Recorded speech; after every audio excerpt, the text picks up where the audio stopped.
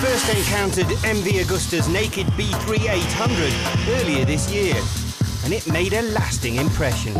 Since that test, I've ridden the bike on the Pirelli Bike of the Year competition, where it was very well received, but now I'm on it again.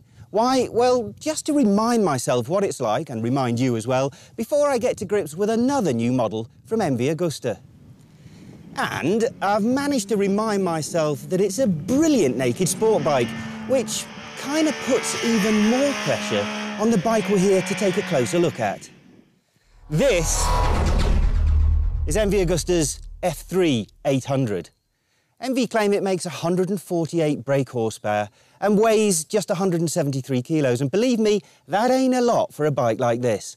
At a price of 159,000 rand, it's knocking on the door of the big litre bikes. But overall, these are very promising figures. With less power, but effectively exactly the same chassis, the 675cc F3 has made a name for itself this year in world and national supersport racing. So we know the basic package must be a good one.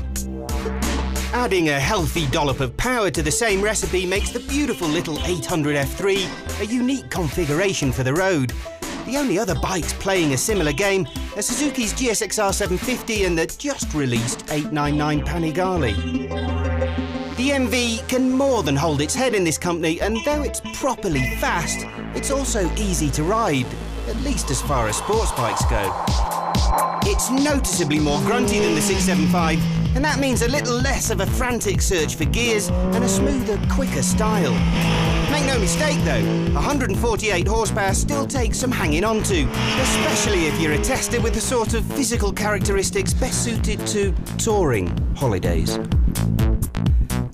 Wow. 800 cc's, only an extra 125 cc's over the 675, but it's too much for me.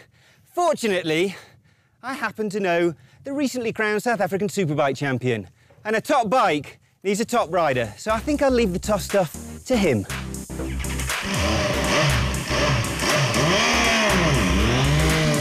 Clinton Seller earns his living on a Kawasaki ZX-10, but he's comfortable on the MV Agusta right away.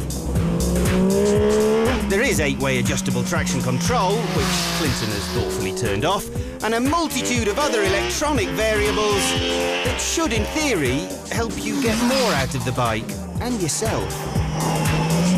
In the right hands, though, there's no denying it looks like a race bike, but the F3 800 has been designed specifically to be a sport bike for the road.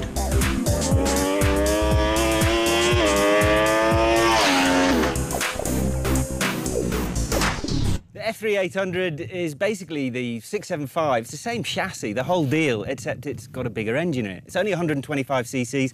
Before we get into some of the details, Clint, first impressions. What really strikes you? Because you haven't ridden the 675, have you? Never. This is kind of, besides the bigger MV, the 1000, this is the first time I've climbed on almost the new generation, and it's a race bike. It's honestly just what it is. It's a race bike with headlights and flickers.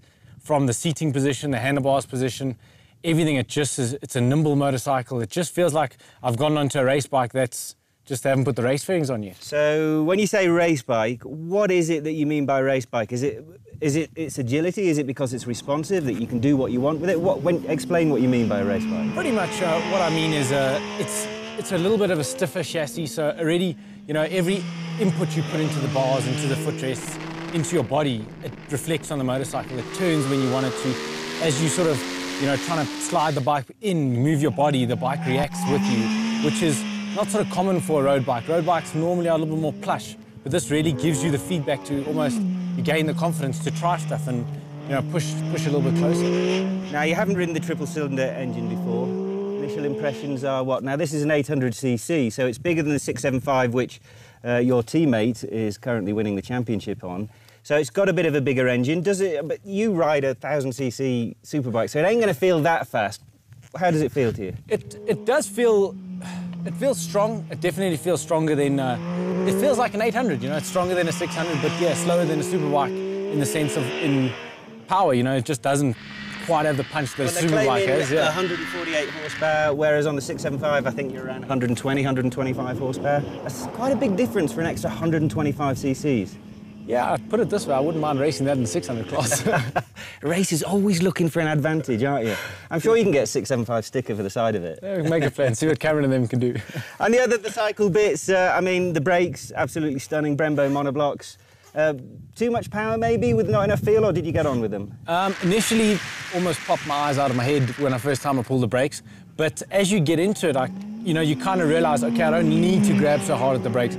I can be a little bit more gentle and still be braking where I would be braking with sort of your normal manufacturer's bike. So, right, it is to what it is. The brakes are sharp, so just be a little bit more gentle with them, and then you can actually use them to your advantage for sure. And suspension, look, we've got it on stock road suspension. Mid-Val, bless its little cotton socks, is quite like South African roads. There's a few potholes out there. It's very, I must say, very smooth, comfortable ride for the type of track that it was. Like I said, it does give you the feedback, so you do know you are going over a bump, which is a lot safer for me. I prefer to feel where I am than sort of blindly going over something and then it can all go wrong.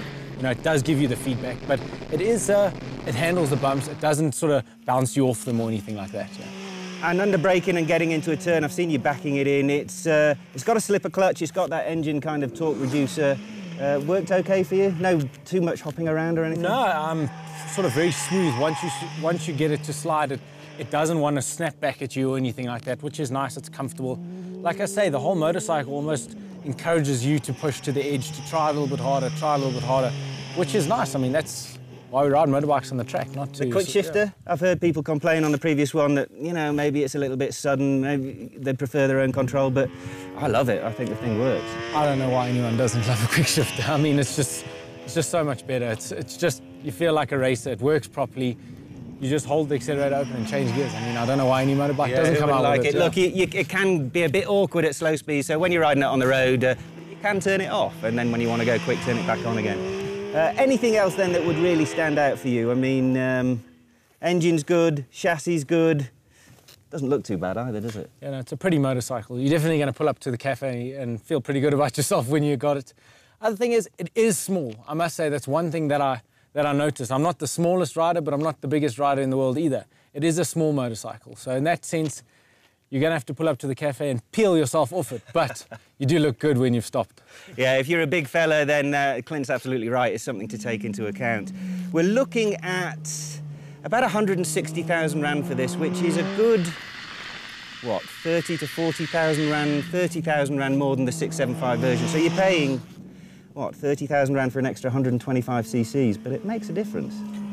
To be honest, in racing, we pay a lot more than that for a few more horsepower. So to me, it's a pretty good deal. Yeah, definitely, I'd be paying that if you're gonna buy such an exotic motorcycle. Go for the 800. It does feel like a good bike. It's a good motorcycle. The extra 125 cc's. I mean, it doesn't sound much.